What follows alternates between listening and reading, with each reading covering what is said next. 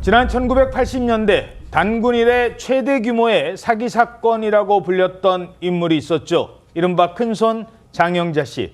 그런데 최근 장 씨가 또 한 번 또 사기치다가 실형을 선고받았다고 합니다.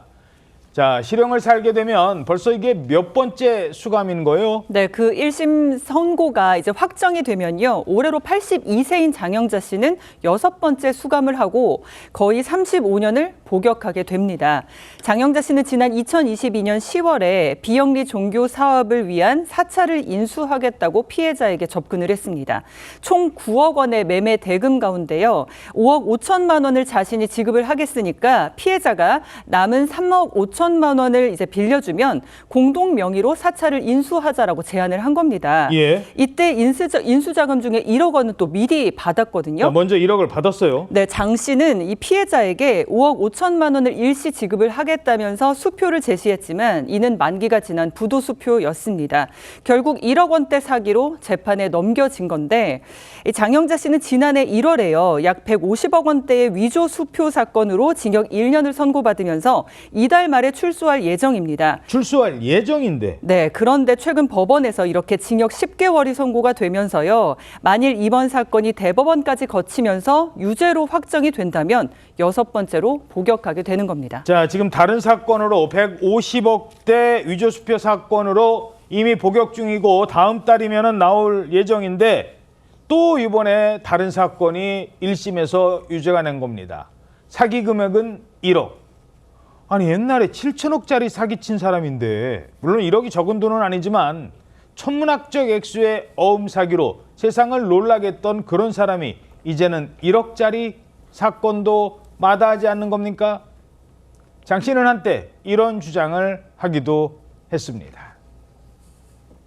내가 뭐 어음 사기 사건에 불렸었다고 나한테 그런 얘기를 하시는가 본데. 아니 그런 뜻이 아니라 나는 그런 거하고는 정말 잘 모르는 사람이에요. 나는 커런스예요. 통화예요. 통화.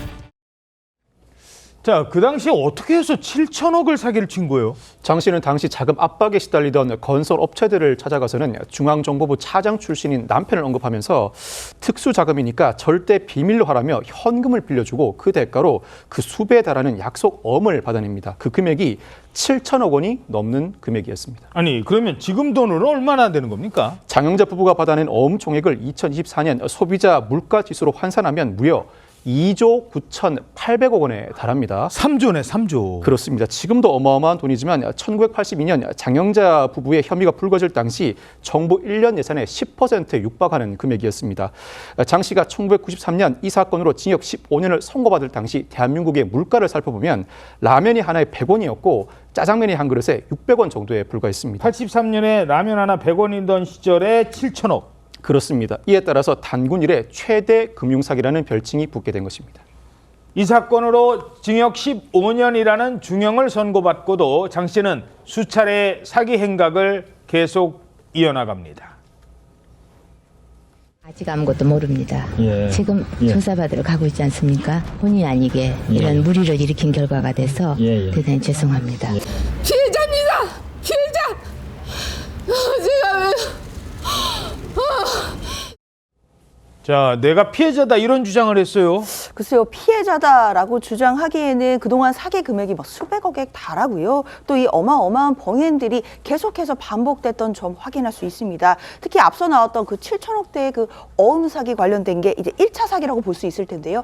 당시 1982년에 15년이 선고가 되고 1992년도에 가석방 된 때가 있었습니다. 그 이후에도 1994년에도 140억대의 사기 범죄로 4년형 또 선고받았었고요. 그 이후 2000년대에도 국권 화폐 사건으로 또다시 또 실형 선고를 받았습니다. 그 이후 2018년에도 6억 원대의 사기로 4년형의 또 실형도 선고됐고요. 2025년에도 위조수표 혐의로 1년형이 선고된 상황이었습니다. 그럼에도 이렇게 5번의 실형을 살고 있으면서 특히 80년 넘는 인생 가운데 34년의 긴 시간을 감옥 안에서 보낸 셈인데요. 결국에는 여기에 징역 10개월이 더 추가될 가능성까지 지금 생긴 겁니다. 자, 이런 사람이 교도소 안에서는 어땠을까요? 당시 교도소 동기는 장 씨를 이렇게 회상했습니다. 옛날에는 뉴스도 안 틀어줬잖아요. 거의. 그러면 장영재에 대해서 큰 손인 것밖에 모르잖아요. 돈이 많다더라. 그러니까 돈이 많은 줄 알고 수용자들한테 사기는 안 쳤겠어요? 아직까지 큰 소리 친대요. 야, 내가 어디에 몇만 평에 있고 사람들은 다 속는데요.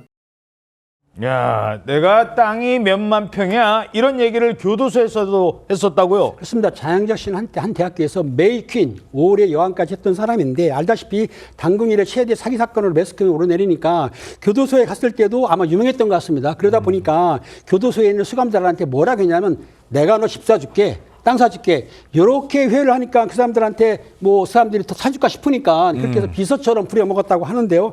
어쨌든 간에 이 수용자들한테 그렇게 기만을 해가지고 편하게 지난 것 같습니다. 그리고 6번째 실형이 살게 된다면 이런 비슷한 일이 또 벌어질 것이다 라고 주장하고 있습니다.